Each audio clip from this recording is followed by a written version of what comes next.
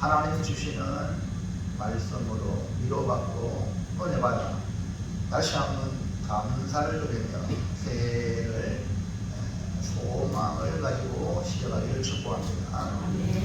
본문은 하나님의 택하신 백성인 이스라엘이 바벨론의 포로로 70년간 잡혀있게 되는 것은 하나님이 정하신 것인데, 눈에 보이는 현상은 힘있는 강대국인 바벨론의 세력 확장으로 전쟁에 패한 것처럼, 침공을 당한 것처럼 보입니다.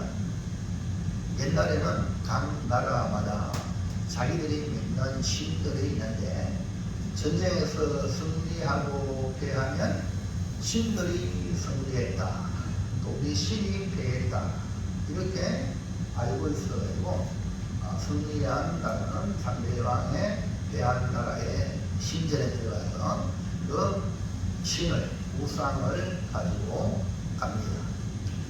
예를 들면 바벨론은 이스라엘의 전쟁에서 이스라엘의 성전에 있는, 예루살렘의 성전에 있는 기구와 기념들을 가지고 갔죠. 그래서 벨사살 왕은 그 예루살렘의 성전 기념 가지고 부으라 마시라 했을 때에 벽에 글씨가 메네메네를 원하시 따라보니 모자랐다. 하나님의 심판이 즉시에서 나타나서 벨사살은 그 왕조는 무너지고 죽음을 맞이하게 됩니다. 하나님이 살아계십니다. 아멘입니까?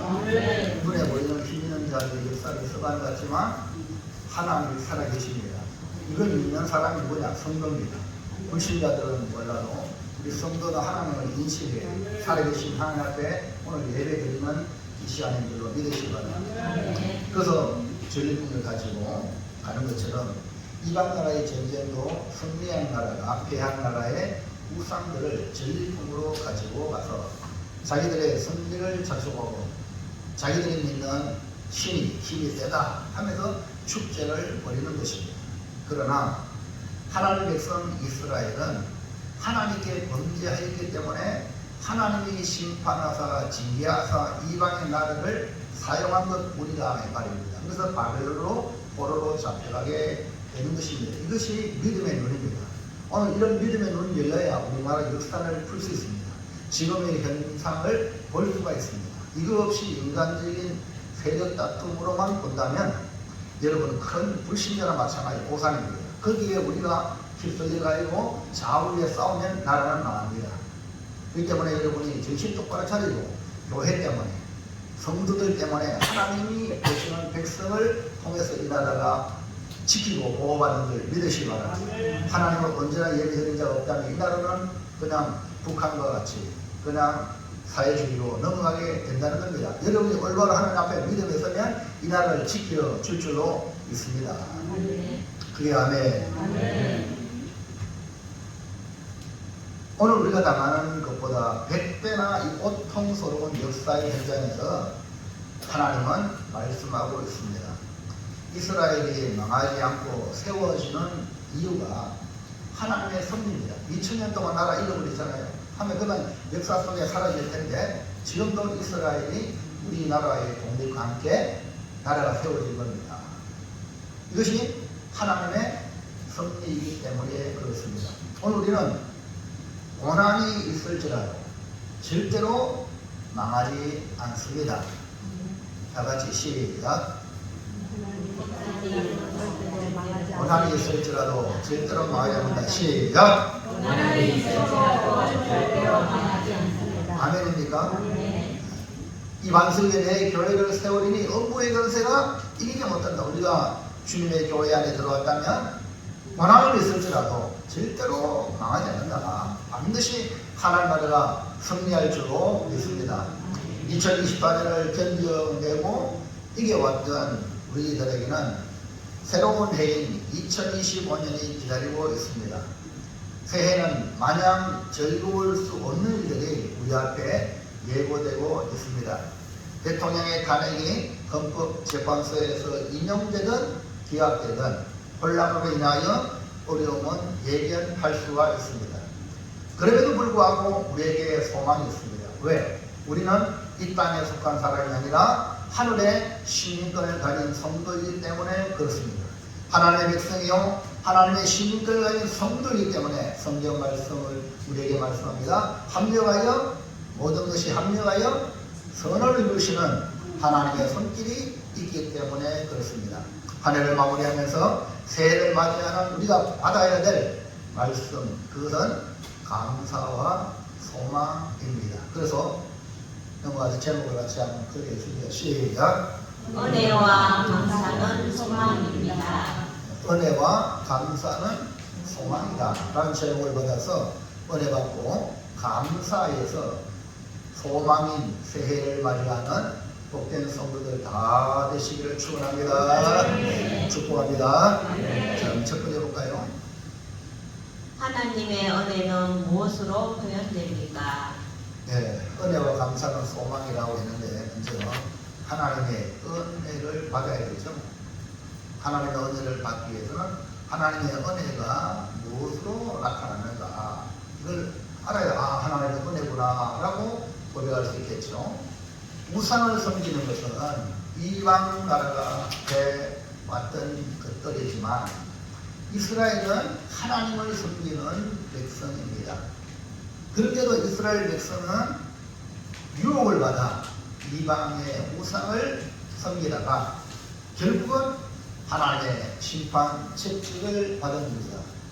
예수를 믿는 우리가 하나님을 섬겨야 복을 받고 살아가는데 교회는 나오면서 우상을 섬기고 무속인을 만나서 자신의 운명을 물어보고 점을 보는 것은 하나님이 가장 싫어하는 지금 우리나라의 이런 형편을 보면 그 속에 또 다른 이런 것들이 숨어 있다는 걸 우리가 너무나 잘 알죠.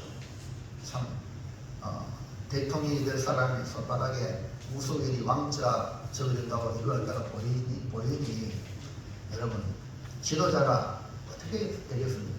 그렇기 때문에 지도자는 하나님을 두려워해야 될 줄로 믿습니다. 여러분 믿는 사람이 지도자입니다. 성도들이 하나님을 두려워해야 되지 세상의 무속의 말을 듣고 거기 귀를 기울이고 거기 자기 운명을 물어보고 이렇게 된다면 하나님이 어떻게 생각하겠습니까? 마찬가지로 하나님의 백성인 이스라엘이 하나님만 섬겨야 되는데 바알과 아세라, 그 당시 가나안 땅의 신 바알과 아세라가 풍요롭게 신다는 신을 섬기고 받아들인다 이 말입니다. 그래서 유혹에 넘어가서 하나님을 섬기는 것은 종교적인 행위에 의례적으로 불과하고 마음으로는 바알과 아세라 풍요롭게 준다는 그 신을 향했단 말입니다. 그러니까 하나님이 마음이 없는 예배, 마음이 없는 제사를 하나님 받으시겠어요? 여기 앉아있지만 하나님을 사랑하지 않고 마음은 딴 데가 있는데 하나님이 이거 왜 모릅니까? 그 하나님이 받으시겠어요? 하나님 기뻐하지 않아요. 그래서 하나님은 먼저 교회부터 심판한단 말입니다. 네? 교회부터 심판하고 성도부터 심판합니다. 그래서 앞으로 지금 이런 정치권들의 상황은 결국 교회의 심판을 예고하고 있습니다. 앞으로 어떻게 우리 교회가 어떤 어려움이 일어날지 모르는 그런 시국이 지금 현재 시국입니다. 이거는 하나님이 도와주셔야 돼요. 세상에 걸려있는 자들이 교회를 보호해주는 게 아닙니다. 아멘입니까? 거기에 붙어 있다면 다시 떨어져 나가는 거예요. 우리는 하나님께 붙어 있어야 될 줄로 믿습니다. 하나님께서 우상은 자기 백성을 구원하지 못하고 해결해 주지도 못한다. 본인 자신도 아무것도 할 수 없는 말 그대로 우상에 불과하다 이렇게 말씀하고 있습니다. 46장 1절 시작. 너는 엎드려졌고 너보는 구부러졌도다. 그들의 우상들은 짐승과 가축에게 신였으니 너희가 떼매고 다니던 그것들이 피곤한 짐승의 무거운 짐이 되었도다. 여기 벨이 나오죠. 벨은 주 또는 주인을 뜻하는 말입니다. 하늘의 신이고 최고의 신이라고 말하는 모든 신들의 아버지라고 여김을 받았던 이방의 신 바벨론 벨. 다니엘이 포로로 잡혀갔을 때에 다니엘의 이름은 하나님은 나의 재판관입니다 라는 뜻을 가지고 있는 이름이죠. 근데 그 당시 우리 일제시대도 마찬가지로 이름을 다 바꿨잖아요. 찬시 개명을 했지 않습니까? 근데 이 느부갓네살 왕도 이 다니엘에게 이름을 바꿔서 벨드사살이라는 이름을 주었어요. 그 벨드사살이라는 이름은 벨이 그의 생명을 보호한다라고 이름을 줬는데, 다니엘은 여러분 성경에 보면 끝까지 다니엘이라는 이름을 가지고 있습니다. 왕들도 다니엘이라고 불렀어요. 이만큼 나는 이름을 바꾸지 않겠습니다. 하나님이 나의 재판관입니다. 이 믿음을 고수했다는 겁니다. 여러분 우리 일제시대 때 이름 바꾼 거 많지 않습니까? 일본 이름으로. 이것이 바로 믿음, 작은 믿음의 행위가 바로 그렇게 표현되는 겁니다. 여러분 주의를 지키는 것이 믿음이죠. 11조 생활하는 것이 믿음이죠. 말씀에 순종하는 것이 믿음의 표현입니다. 아멘입니까? 별거 아닌 것처럼 생각하면 그 자신의 믿음이 별거 아니란 말입니다. 아무것도 아닙니다.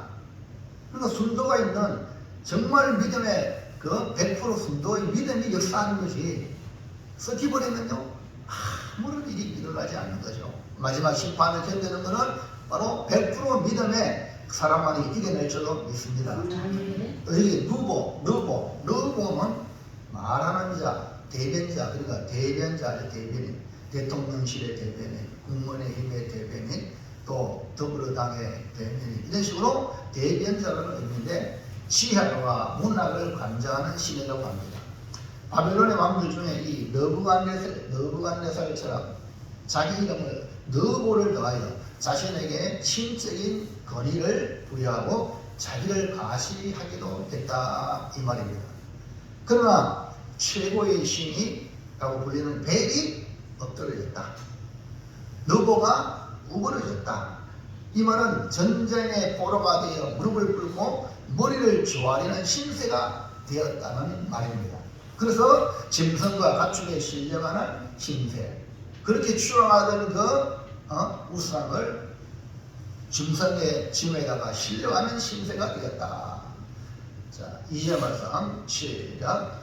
그들은 우그러졌고 그들은 일제히 없는 것으로 그 힘을 구하여 내지 못하고 자기들도 잡혀갔느니라. 그러니까 바벨론의 신들이 구부러지고 떨어졌기에 사람들을 건져 올리지 못하고 자기들이 도리어 잡혀갔다 이 말입니다.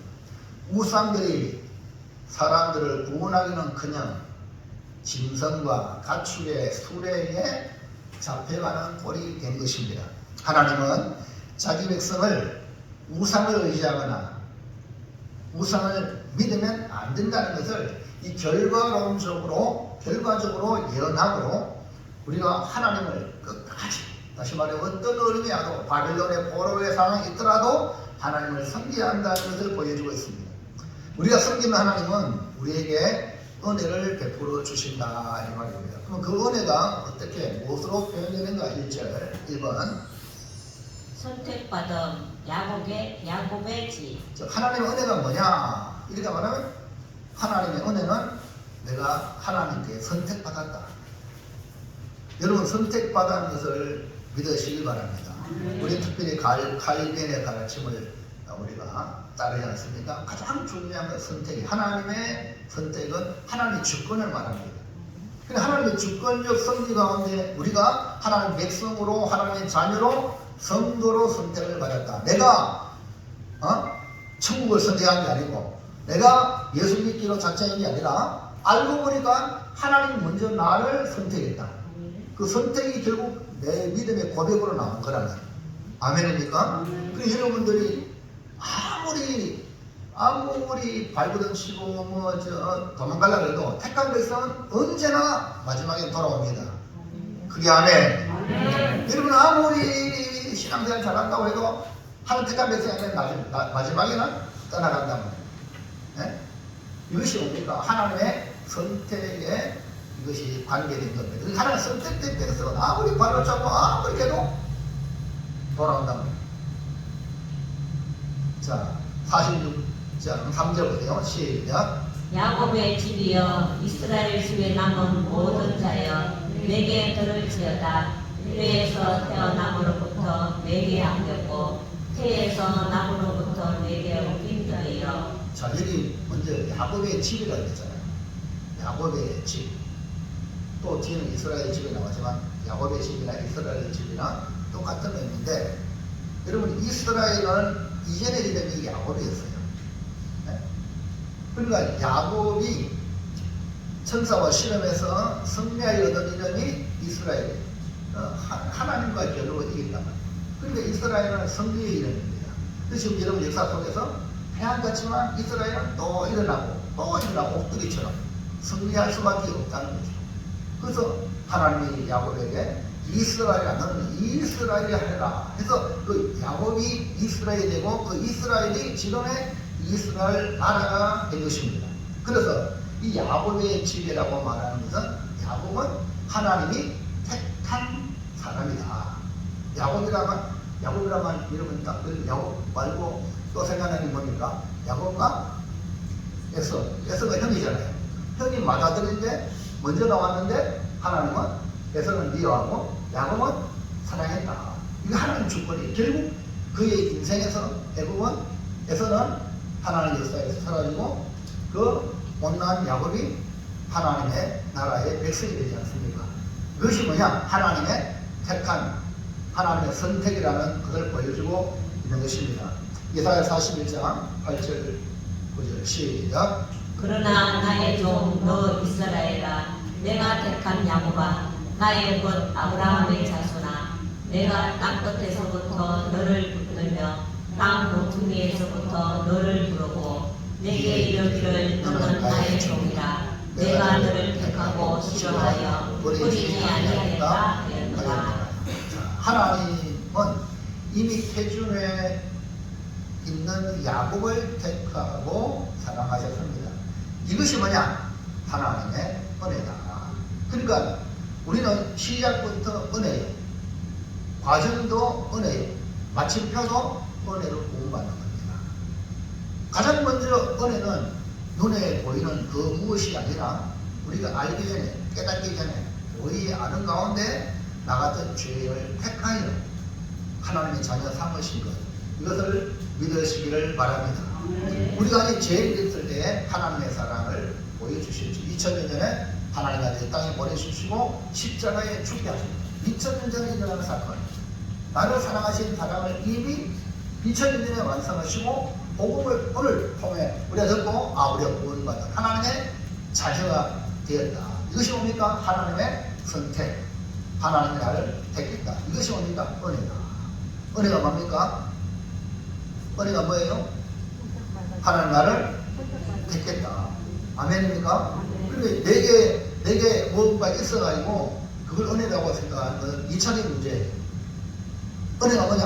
나 같은 죄인을 하나님이 선택하시구나. 이거를 여러분들이 깨달아야 돼요. 2번,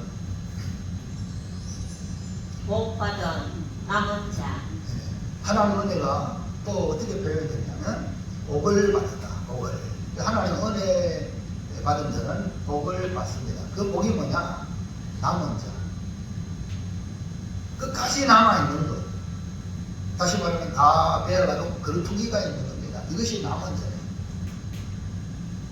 하나님은 심판 가운데도 회복을 위한 남은 자를 보호하셨습니다. 소수의 사람을 항상 남겨두셔서 다시 회복하게 하십니다.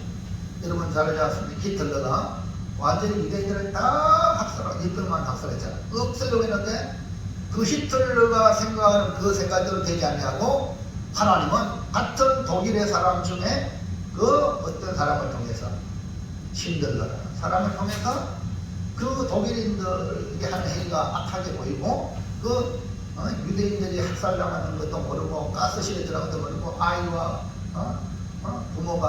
부모를 알지만 아이는 아무것도 모르면서 그렇게 촐랑촐랑 가는 걸 보고 이 신들러가 충격을 받았다. 그래서 그의 공장을 이용해서 직원을 유대인들 다 고용합니다. 목적은 그들을 구원하기 위해 군수품 만드는데 직업인으로 불렀지만 목적은 그 생명을 구원하기 위해. 하나님 이런 방법으로 남은 자가 있기 때문에 지금 이스라엘이 있는 줄 믿습니다. 아멘입니까? 이것이 뭐냐? 하나님의 은혜다.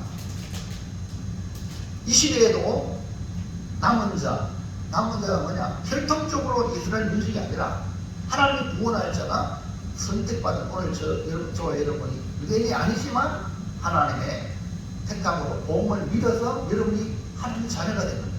이걸 갖다가 남은 자예요. 감사하지 않습니까? 네? 많은 사람들 우리 예수 믿어도 내가 믿은 게 아닙니다. 착각하지 마세요. 내가 믿었다면 언제든지 발로 차고 나갑니다. 그러나 하나님의 택한 자는 아무리 하나님이 쫓아내고 뚫어패도 절대 안 갑니다. 이것이 뭡니까? 은혜 받은 자예요. 할렐루야. 그리고 말씀을 통해서 여러분들이 책망을 받고 말씀을 통해서 징계를 받아도 나는 하나님의 백성이기 때문에 남아있는 겁니다. 이 사람이 은혜 받은 사람이에요. 할렐루야. 그게 안에 박혜연 집사님 지난 성탄절인가 성탄이 지난주인지 몰랐단 말이에요. 늘 가던 차가 안 갔어요. 차가 안 가가지고 삐지고 자빠져야 되는데 교회 안 와야 되는데 아들을 택해서 왔단 말이에요. 미리 그래. 아들을 자꾸 이용하세요. 아들아 나 교회까지 태워달라. 그럼 아들이 교회까지 오다가 나중에는 교회 들어올 수도 있습니다. 하나 택한 백성이 기도하는데 어머니가 아들을 위해서 기도하면 돼요. 그거 삐지고 자빠지고 교회가 이거밖에 없나 이러면은 이건 문제가 심각한 거야. 근데 믿음의 자리도 은혜 안 받는 거예요. 그걸 알고 보니까 은혜 받았기 때문에 가능한 거예요. 은혜 안 받으면요 될 수가 없는 거예요. 근데 이 믿음이 끝까지 가길 바랍니다. 언제까지? 생명이 끝나는 바랍니다. 자 3절 다시 한번 보세요. 시작. 야곱의 집이여 이스라엘 집에 남은 모든 자여. 됐어요. 이스라엘의 집에 남은 모든 자가 뭐냐? 어떤 자냐? 하나님의 은혜 남겨놨다는 거예요. 이것이 은혜라는 거예요. 엘리야 시대에도요 엘리야는 나 혼자뿐입니다. 바알에게 무릎을 잘른 선지자가 나 혼자뿐입니다. 근데 하나님은 그랬어요. 여자가 아니다. 바알에게 무릎을 꿇지 않는 7천을 남기도 한다. 하나님의 심판은 바벨론으로 포로로 갔지만 믿음을 지킨 자들이 남은 자라고 말씀합니다. 지금도 은혜로 택하심을 따라 남은 자가 있다고 했습니다. 다시 말해서 하나님의 은혜로 택하심을 받아 복을 받은 남은 자를 말하는 겁니다. 이스라엘 집의 남은 자를 통해 복이 흘러가 주의 교회를 세우고 복음을 위해 헌신하게 하는 것이 뭐냐? 하나님의 은혜. 하나님의 은혜다. 3번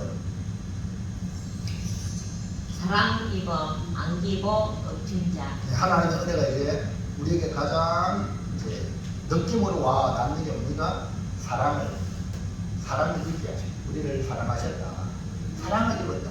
뭐 어떻게 그 사랑 입은 표현이 안기고 엎인 사람, 엎인 자가 우리가 하나님에게 엎이고 하나님께 안긴다는 거예요. 하나님의 은혜라는 것이 우리에게 가장 와닿는 표현은 사랑을 입는 겁니다. 하나님의 사랑을 온 몸으로 느끼는 것이 은혜라는 것입니다.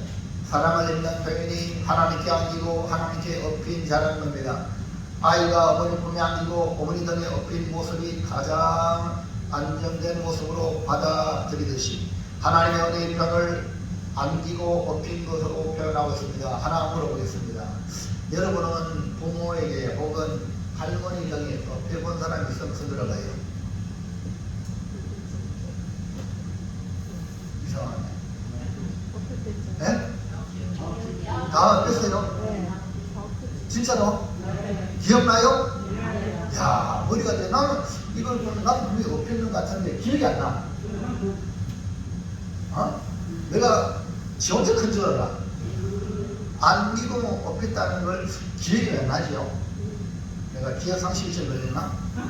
그 니네 시험 기억납니까? 그래요. 그럼 엄마한테 잘해야 돼요. 네? 엄마가 넘어져 잡혀졌대. 뭐 그것도 못하냐? 이러면 호러는 거야. 내가 어머니를 보호하고 어머니가 넘어지고 잡혀졌대. 내가 내 등에 엎으세요. 할렐루야. 이것이 돼야 돼요. 저는 기억이 안 나니까 많이 생각해보니까 이제 기억나는 건 들은 이야기가 우리 6남매인데 6남매니까 몸이 저시도 부족한 건데 저 셋째인데 그래가지고 전 먹다가도 전발 힘이 없어가지고 왜냐면 젖이 뭐 있나 없나 없으니까 접할 힘이 없어가지고 뭐 나머지도 걸리고 이런 식으로 옛날에는 그렇게 얘기하는 거예요. 그러니까 안기고 뽑히는데 그거를 잊어먹고 있지만 분명히 여러분 안기고 뽑힌 가운데 지금 잘 왔다. 이걸 기억한다면 넘어지고 자빠진 사람을 외면하지 말고 손으로 잡으시고 또 이렇게 세우시고 때로는 등에 모르는 사람도 등에 업고 갈 수 있는 그런 사랑의 마음이 가득한 성도가 되기를 축원합니다. 할렐루야. 한번 다시 볼까요? 시작.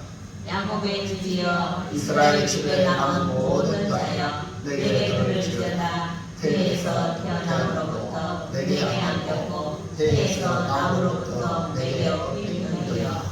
하나님 이렇게 말씀해 주고 있다는 거죠. 우리가 모릅니까? 네? 제가 말씀드리잖아요.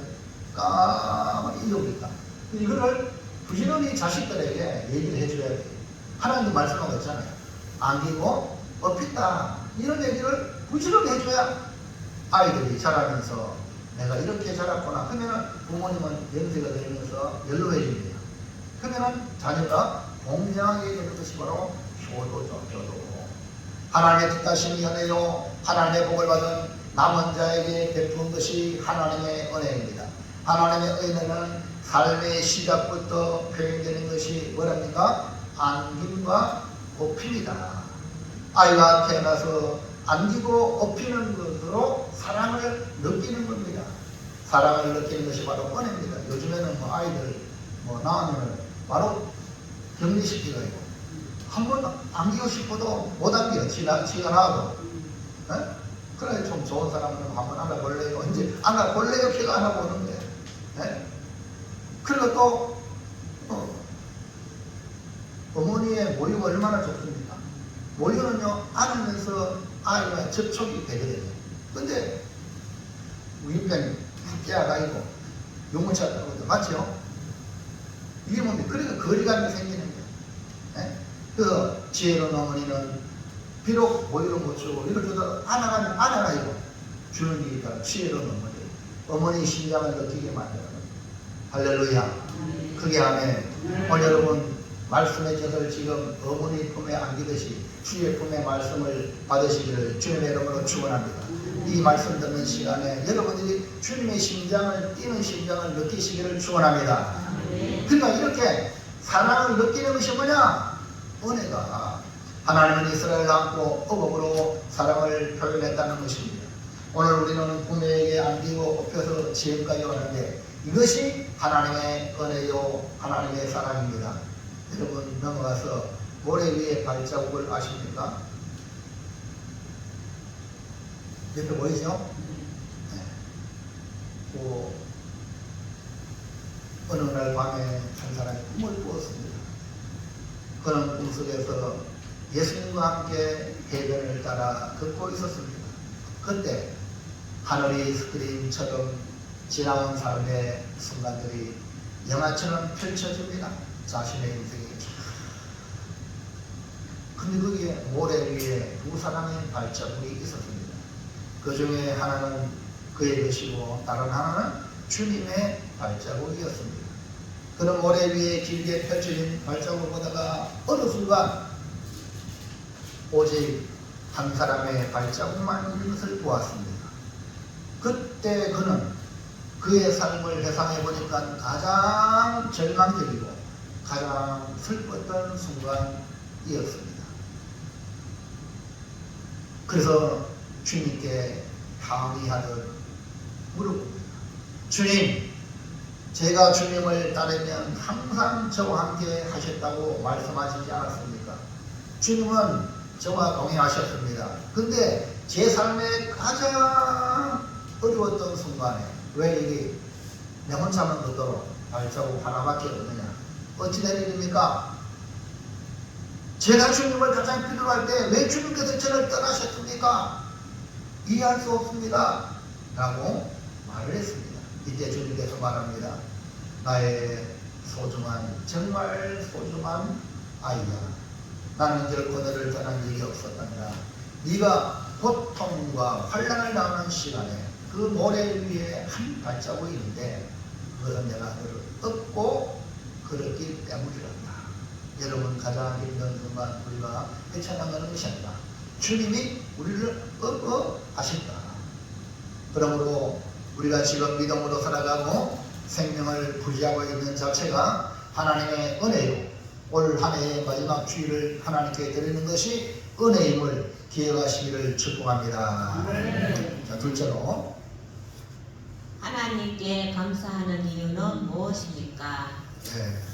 하나님의 은혜를 발견하는 사람은 두 가지의 모습으로 나타납니다. 하나는 그 은혜에 감사하는 사람이고 다른 하나는 배은망덕한 사람으로 나타납니다. 은혜로 알지 못하는 사람은 결국 불행한 삶을 살게 되고 스스로 자신의 삶을 지옥으로 만들어가는 비참한 삶을 살다가 진짜 지옥 가는 인생이 되고 맙니다. 우리는 하나님의 은혜를 받은 성도입니다. 우리가 받은 은혜는 이스라엘 민족이 받은 은혜보다 더 큰 은혜입니다. 이스라엘이 예수를 버리고 복음을 버림으로 이 복음이 이방인인 우리가 복음을 받게 되고 하나님의 자녀가 되는 혜택을 얻었습니다. 이거 갖다가 다른 말로 어부지이다. 어부지. 그리고 은혜 받은 성도는 늘 그 십자가, 주님의 십자가를 바라볼 때에 은혜 받습니다. 나를 대신하여 죽으신 예수님의 은혜를 기억하게 됩니다. 은혜에 대한 반응이 뭡니까? 감사합니다. 나를 위해 대신 죽으신 주님의 은혜에 고맙습니다. 그것이 무엇입니까? 은혜에 대한 반응이 여러분의 신앙생활입니다.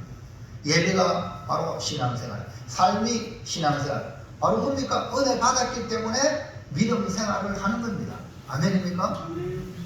그러면 은혜 받은 자의 반응은 하나님께 감사인데 그만 하나님의 은혜가 우리에게 감사로 나올 수밖에 없는 이유가 뭐냐? 1번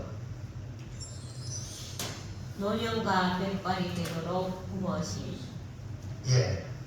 하나님께 감사가 나올 수밖에 없는 은혜는 실제적이고요. 우리의 삶에 와 닿는 것이라고 했습니다. 선택은 눈에 보이지 않습니다. 선택과 하나님 복을 주심. 그러나 그것이 나타나는 것이 뭡니까? 사랑이 피부로 왔는지 않으시고 얻으셨다고 말씀했습니다. 그러니까 우리가 하나님의 은혜라고 하면 이렇게 실제적으로 와닿을 때 느껴지는 거예요. 그래서 정상적인 사람은 그 은혜에 대한 반응을 합니다. 그것이 뭡니까? 감사입니다. 아이에게 오르륵 깎는 하면은 아이가 웃는 거예요. 그게 뭡니까? 반응이에요.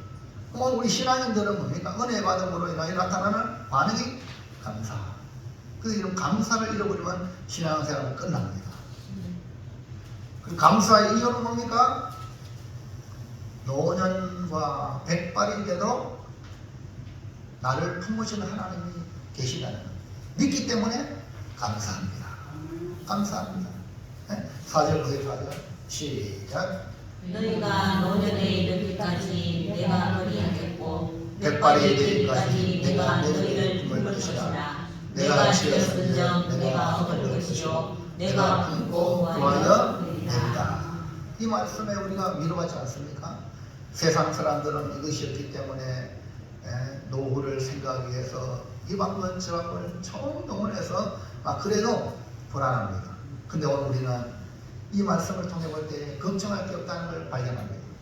우리는 하나님 앞에 연약한 어린아이와 같습니다. 다시 말해서 하나님의 보호하심과 하나님의 도우심이 없다면 살아갈 수 없는 존재라는 것입니다. 그래서 하나님은 뭘 했습니까? 노년에 이르기까지 백발이 되기까지 품어주시겠다는 약속입니다. 이것이 우리가 하나님께 감사해야 될 이유.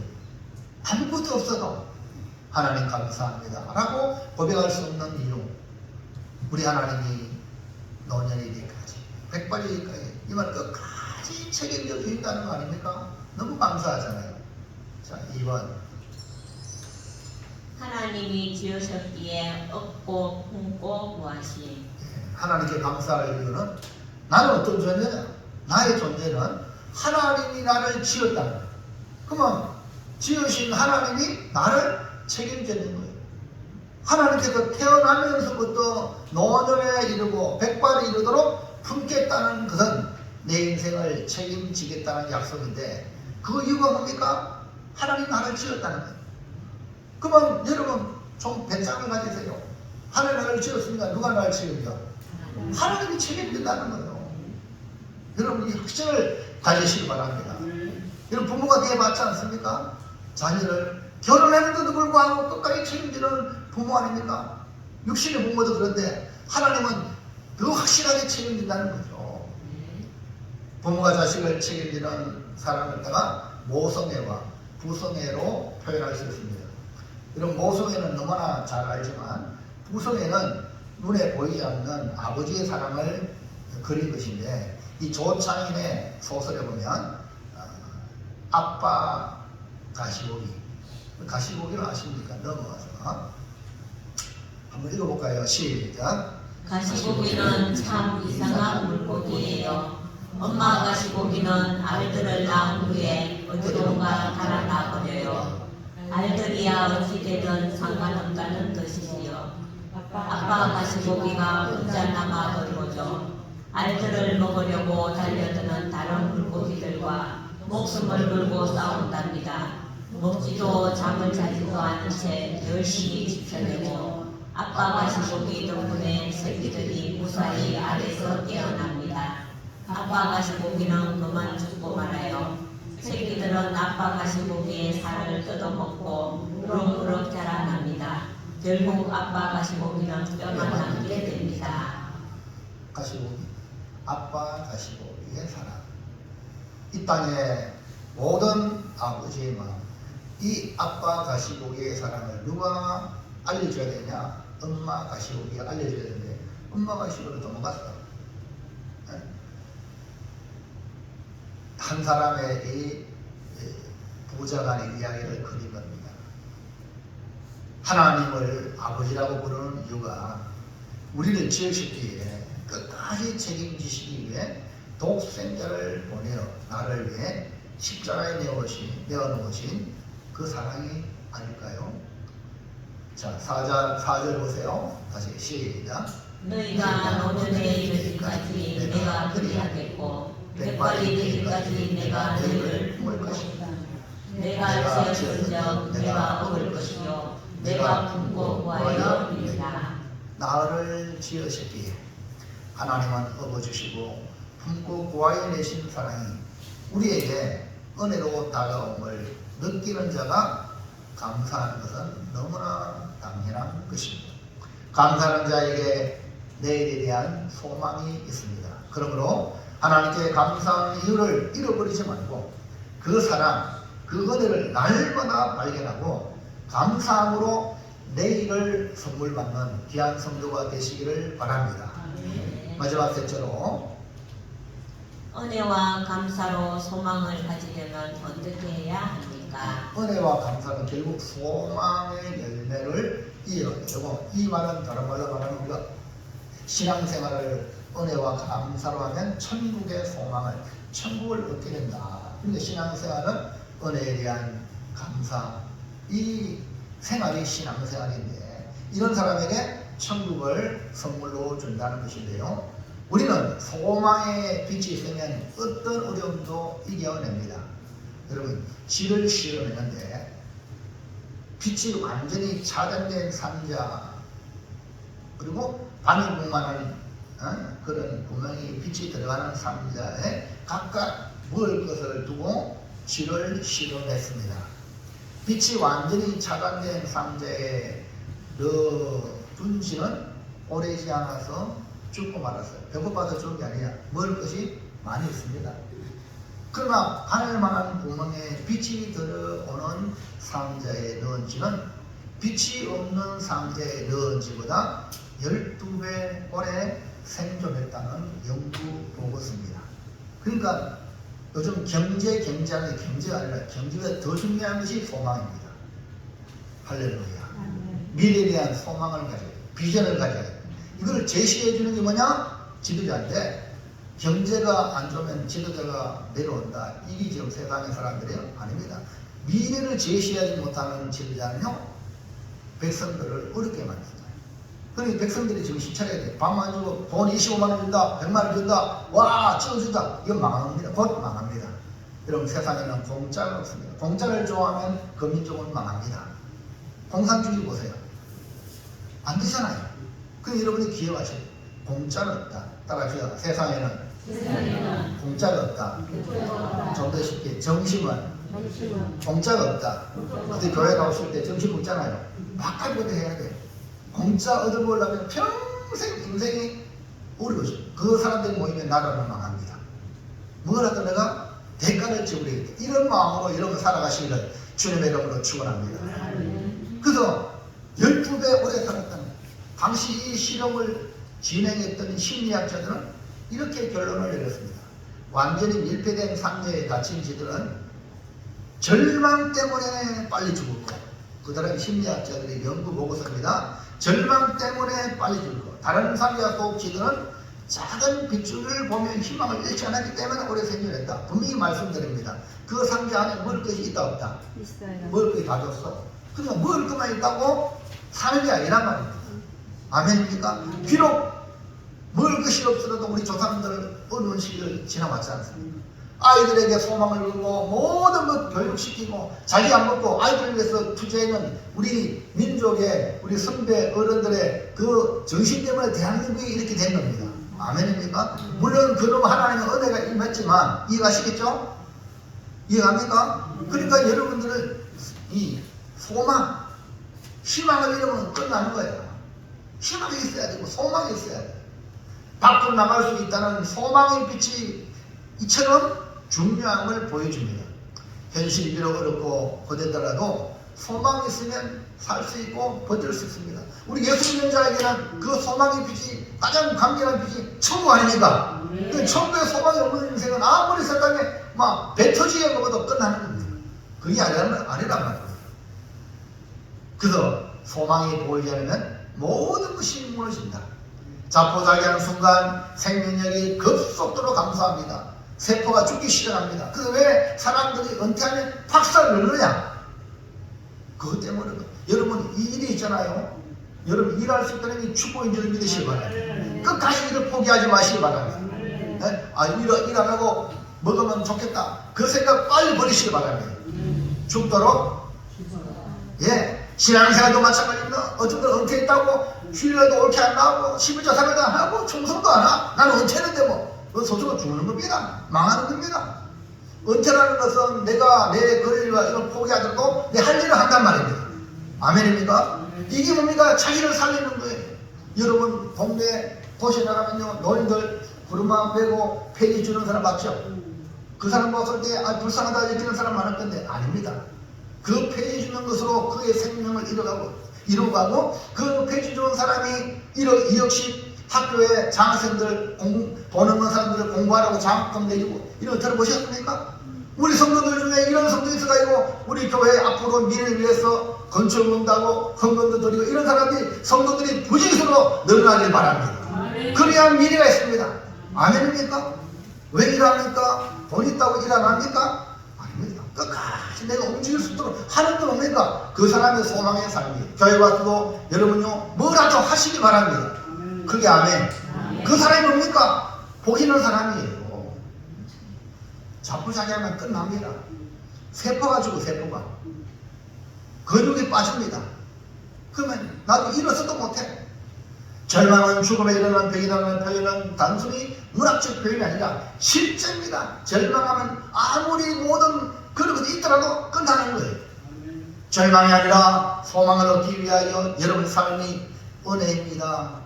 감사입니다. 그런 은혜와 감사라는 창문을 통해서 소망의 빛을 보기 때문에 하나님의 은혜를 발견하시고 그 은혜에 대한 감사 생활을 이어가시기 바랍니다. 어쨌든 감사가 나오려면 은혜를 발견해야 감사가 나오지. 그 이런 제일 첫 번째 은혜가 뭔가를 말씀을 드렸어요. 십자가를 바라볼 때마다 은혜를 기억하는 사람은 감사하게 되는 것입니다. 그러면 은혜와 감사는 소망을 가지게 되는데 어떻게 하면 더 나은 미래를 얻을 수 있는 소망의 삶을 살 수 있을까? 1번 은혜 받은 것을 잊지 말라. 그래서 지금 여러분들에게 설교 마치고 또 여러분 우리 목자들이 이런 걸 이제 목원들 불러놓고 뭐 금요일 날이든지 이렇게 신앙의 점검을 해야 됩니다. 은혜 받은 게 뭐냐? 한 주 동안 살아가면서 은혜 된 것이 뭐냐? 말씀 은혜 받은 것이 뭐냐? 이것이 뭡니까? 은혜 받은 것을 잊지 않게 하기 위해서 자기 입으로 되뇌이도록 하는 겁니다. 마지막 주일에 우리가 잊지 말 것은 올 한 해 베풀어 주신 은혜를 기억하는 것입니다. 내 힘으로 살아온 것이 아니라 주변에 여러분들로부터 받은 은혜가 있을 것입니다. 이 모든 것이 뭡니까? 궁극적으로 하나님의 베푸시는 은혜라는 말입니다. 시편 103편 1절 2절에 시작. 내 영혼아 여호와를 송축하라. 내 속에 있는 것들아 다 그의 거룩한 이름을 송축하라. 내 영혼아 여호와를 송축하며 그의 모든 은택을 잊지 말지어다. 다윗은 복을 가장 많이 받은 이 세상 사람 가운데 가장 복받은 사람인데 그의 고백에서 우러나온 권면은 하나님을 찬양하라, 하나님을 송축하라. 그 모든 은택을 잊지 말라는 것입니다. 자식이 불의하는 이유가 무엇입니까? 부모의 은혜를 잃어버렸기 때문에 원망하고 불평하고 감사하지 않는 겁니다. 신앙생활이 뭡니까? 하나님의 은혜를 잊지 않고 기억하는 삶이 뭐냐? 신앙생활입니다. 그냥 은혜를 버리고 불평하면 신앙생활이 아니라 종교생활, 의례적으로 하는 것에 불과합니다. 하나님은 그 외식하는 자로 가장 싫어한다는 거예요. 3절 말씀 보겠습니다. 시작. 야곱의 집이여 이스라엘 집에 남은 자여 내게 들을지어다. 배에서 태어남으로부터 내게 안겼고 태에서 남으로부터 내게 뽑힌 너희여. 우리는 엄마 뱃속에서 태어나면서부터 안겼고 뽑힌 존재로 살아온 사람들입니다. 사람이란 존재가 어떤 존재냐? 사람은 은혜받고 복받은 존재입니다. 창세기에 그렇게 표현하고 있지 않습니까? 하나님 형상으로 지어받았고 하나님이 복을 주신다. 하나님 형상으로 입었음에도 불구하고 그것을 모르니 짐승보다 못한 삶을 살아가는 사람이 있다는 것. 성도는 은혜 받은 것을 아는 자를 말합니다. 성도가 뭐냐? 나는 은혜 받았습니다. 이것을 아는 자가 성도입니다. 은혜를 잊어버리면 순식간에 어둠이 그에게 몰려와 우리의 삶을 장악하니까, 어둠이 우리를 장악하니까 어디가 길이냐? 주변을 살펴서 어떻게 해야 될지 모른단 말입니다. 은혜를 잊지 않고 기억하는 자가 감사하여 미래에 대한 소망의 빛으로 인도받는 줄로 믿습니다. 그러므로 은혜 받았음을 잊지 마시기 바랍니다. 기억하시기 바랍니다. 은혜가 은혜 받은 게 뭐냐? 이걸 항상 기억하라. 2번. 지금도 사랑하심에 감사하라. 예. 은혜 받은 것은 과거라고 우리가 이해할 수 있으나 지금은 뭐냐? 그 은혜가 뭐냐? 내가 사랑하고 있다. 예? 사랑받고 있다는 걸 느끼는 거예요. 그래서 그 사랑받고 있음에 대한 감사합니다. 여러분, 우리가 전화번호 모르면 어떻게 해야 됩니까?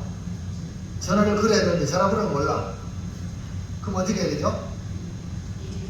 예, 114 물어가지고 범에게 전화번호를 좀 알려주세요 하면 안내원에 알려주죠. 근데 밤늦게 한 자정쯤 돼서 걸려오는 전화가 많답니다. 예? 그 114에 대낮에 걸려오는 것보다 늦게 전화 온다. 왜냐하면 그 전화 받는 경우는 사랑합니다 고객님 무엇을 도와드릴까요? 들어보셨어요? 이 교환의 따뜻한 목소리를 듣고 싶어가지고 이걸 한다는 거예요. 이 소리가 듣고 싶어가지고 1년 5개월간 경찰서와 소방서에 무려 18,000번이나 소위 신고를 한 30대 남자가 잡혔어요. 그럼 얼마나 그 경찰과 그다음에 소방대원이와 그 낭비가 되었습니까? 그런데 왜 이런 그딴 일 했냐고 물으니까 누군가 대화를 하고 싶어서 했다. 여러분 그래서 전도하시기 바랍니다. 누군가 대화하고 싶으나 아무도 나한테 말을 해주잖아. 여러분 예수 믿으세요. 우리 고백에 갑시다. 이것이 그 사람에게 소망이 되고 보험이 될 수 있습니다. 아멘입니까? 아유, 저 사람만 전가 믿나 안 믿나? 안 될 거야. 이러면요, 그 사람 죽으려고 하고 있는데, 예? 아무도 나에 관심 없어. 이제 오늘 밤 죽으라는데, 여러분들이 예수 믿으세요. 우리 고백해 봅시다. 그러면 희망의 한 분이 희망을 받는단 말입니다. 아시겠어요? 그래서 만민에게 복음을 전해라! 아멘. 그 여러분이 판단하지 말고 말씀에 순종하라는 거예요. 경로당에 나가라. 여러분, 부지런히 교회 가자. 예수 믿자. 어제도 얘기했는데 오늘도 얘기 못해요. 몇 번은 들으면 그 사람이 짜내겠죠. 그러나 어느 순간 그 말이 주님의 음성이 돼서 그 심령을 불러낸단 말입니다. 아멘입니까? 그게 아멘. 천에 하나 만에 하나 하나님 역사할 줄 날이 올 줄을 믿습니다. 요즘 많은 사람들이 사랑에 관심에 굶주려 살고 있습니다. 은혜 받은 것을 기억한다면 가들을 축하며 현실을 이겨나갈 수 있습니다. 예? 연세 드신 분들은 옛날이요 들어보셨어요? 옛날 추억을 먹고 살아요. 근데 추억을 많이 만든다는 것은 그만큼 풍요로운 삶의 지름길이기도 합니다. 그러나 과거에 만족할 수 없고 지금도 우리는 은혜가 필요합니다. 지금도 우리 주님의 사랑을 여러분 기억하시기 바랍니다. 그걸 느껴야 뭐가 나옵니까? 감사가 나오는 거예요. 감사가. 은혜가 지속적으로 계속되는 현상이 지금도 내가 사랑을 받고 있다는 것을 인식하고 감사하는 것이 중요합니다. 여러분 자꾸 감사합니다. 감사합니다. 진짜 감사한 일이 생깁니다. 할렐루야. 여러분 올 때마다 주일 올 때마다 감사한금은 계속 감사합니다. 감사한금 드리고 오세요.